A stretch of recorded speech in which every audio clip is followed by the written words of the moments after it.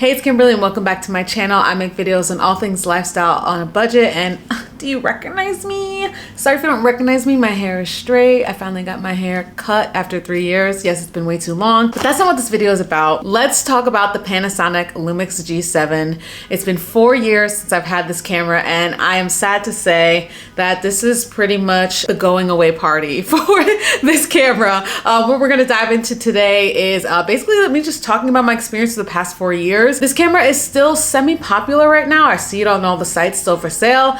So maybe this one is in your price range and you wanna know, like, is it actually gonna be worth it, or should you go for something in a higher price range? So I'm gonna break it down. First thing I wanna say is that the reason why this camera is donezo is pure human error. Me, I am the human. It is me that has caused this camera to pretty much be donezo. So it has nothing to do with any sort of technical aspect. It is more like I dropped it many a time and now the display screen is gone. I tried to fiddle around with it and I pulled some film piece apart. It's gone. What I was going to do originally was to try and get it repaired, and I could not understand how to do that. Even in New York City, I called like 1 or 2 places and they basically said they were gonna have to see it. Then they'd probably have to, like, you know, go and find the parts somewhere. It kind of just deterred me. But what I will do is I am gonna go to B&H.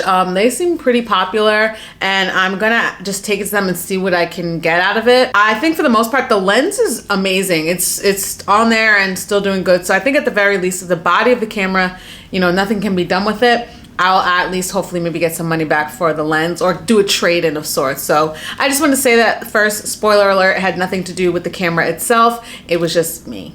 I'm gonna rattle off some facts about this camera to make sure we're all on the same page, but it's a mirrorless camera. This lens is 14-42 millimeter lens. The Sony that I'm currently filming on right now has a 16-50. It's a little bit bigger, a little bit wider, etc. But this was a 14-42. It came with a 64 gigabyte SD card and a whole giant accessory bundle. And I just want to let y'all know, you don't need that accessory bundle. Comment down below if you like go ham on those bundles, but I got that thinking I was going to use all that stuff and I really didn't. As you've seen on my channel, what I had previously before, this is where it all began, the PowerShot S95. This was my digital camera, and then I started filming content on my iPhone and this, and then I finally upgraded in 2020. I was super excited. I spent my coins and I got the big dog, which was the Panasonic Lumix G7. So I got this from a website called Focus Camera. I pretty much price checked everywhere to see who had the cheapest, and I got it for $497. The crazy thing is that it's still available today, 4 years later, for that same price. So consistent girly? Yeah, I guess she is. Tons and tons of controls. This is how you would switch through program or M mode or whatever. Nice on the other side was that you could set up having a timer or doing a photo burst. That was also extremely helpful. This did have also 4K on it. Like, this had all the things at the time that I needed. There are autofocus locks. There's just so much. Wi-Fi enabled as well. I tried it once because they have like an image app where you could have had your photos and videos just go right to your phone or your computer. It was kind of finicky. I don't know if it got updated in the last 4 years, but it wasn't anything to write home. I would always just take out the memory card and I would put it in to my iPad or whatever I was editing on something like this. And the battery would just come out as well. And I would separately charge this. Now, what I would say what you need for your kit, honestly, you don't need the accessory kit. The only thing you really need is to get like 2 batteries and then like have your camera. Like, that's the only accessories that you need, is just to have a battery ready to go. I found that for battery life, I would interchange a lot. Like, I would be filming something and maybe it would take a while and the battery would kind of, you know, lose steam over time, but I would quickly just take out another battery, replace it, put this on the charger, and then by the time I was done filming, it was like I had 2 of them ready, set to go. So that's what I would do in terms of battery life for this one.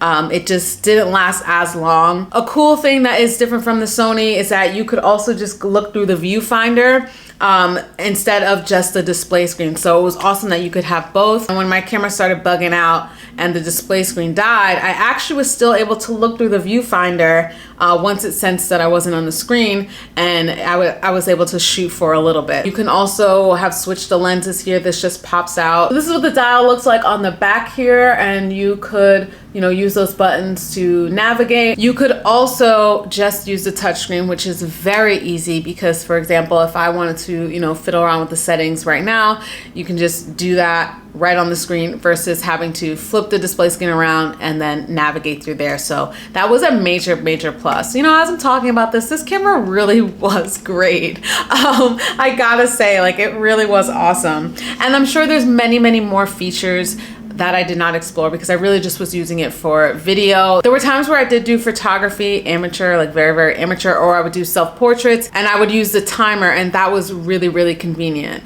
Now, it was finicky once again because I didn't have that photography knowledge to know exactly what the correct settings were, but so some of the photos would come out blurry, but once I figured it out, the quality was very good in my eyes, so I'll share some of those photos. Okay, so recapping, price range was good, lots of features, touchscreen, easy to move between photo and video, easy to interchange the lenses if you wanted to, amazing all around.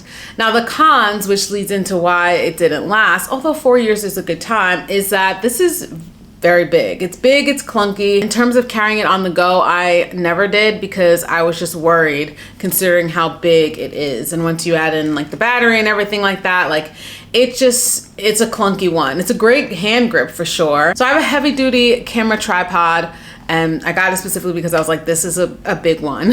And unfortunately, I would say about 4 times the entire thing would just fell over. I had everything, you know, tightened, etc., but I think you lean the camera one way, especially if you're tilting it, and then the weight would just take over and the whole thing would just go down. I was truly amazed over time how, you know, from the very first time it happened where I picked it up and I was like, oh my gosh, my camera's done. And that baby was still going. And I was like, yes.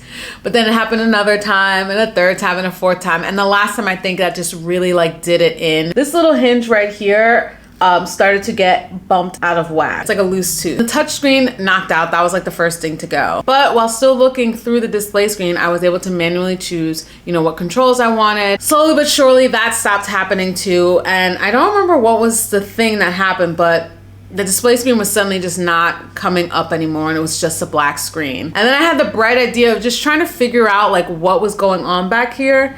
And then I ripped it. So there's a little film here that I was just trying to like put back into place and it ripped, and that's where I was like, we're down. We are down for the count. The camera itself is fine. I still think I was getting to a place of wanting something less clunky, a little bit sleeker, which is what I feel like the Sony ZV-E10 is doing for me right now. The one thing that I did feel like over time I needed was a hair of a wider lens, just a little bit. And I think this one being the 1650, having that to just be a little bit taller, a little bit wider has made a major difference so far. I just feel like it helps the frame a lot. And if you didn't know, I'm also a professional dancer. So at the time that I had this camera, I was using it also for self-tapes and trying to fit in the frame when you are dancing around the room is a little bit trickier. For anyone that is just starting out looking for a budget-friendly camera, I do recommend this, but I also am like, it is really big. If that doesn't bother you, if you're gonna get a very good tripod that is, you know, really heavyweight and gonna hold this bad boy up, then go for it. It is a really good camera. I think it's just the size because it's a little bit older that would be a deterrent. Does anyone want to laugh with me real quick? I was saying it doesn't have a flash and I just saw this like little lightning button and look, there is a flash. The good thing about this is that the viewfinder still works. So there is hope within this camera. So I'll take a picture so you can just see what we're looking at. Again, if I wanted to look back at it, I just have to do everything through the viewfinder. So for someone that shoots video, that was just not gonna be helpful to just have the viewfinder. I'm always down for the cause when there's people that like to use cameras for the parts or just wanna like explore it and take it apart. So I thought about that as well, and maybe when I go to B&H, I'll ask them about that. This is the last video I'll have with my Panasonic Lumix G7. Let's have a conversation down below. If you were on the journey with me when I got this camera, like, wow, where you been at? What you up to? I love it. If you haven't seen the Sony video and my unboxing and setup, definitely go ahead and watch that. Listen, I cannot predict the things that are gonna happen to me, and Best Buy definitely put me through it, trying to give me a camera that was already used, which is something that I previously would do. I usually do like the open box thing, especially for cell phones, but I graduated from that. unless the price was really, really right. But in this case, no, I bought it new and they gave me one that was clearly used. But you know, I just had to go back and get the right one, which is great. But let's have a technical conversation down below. Are you shopping cameras right now? What have you been looking at? What are the cameras that you're interested in? What is usually your deciding factor? Like, what do you need? Do you need touchscreen? Do you need one that is big and chunky? Are you more into photography? Thank y'all so much for watching. I'll have links to everything down below, and I will see you in the next one.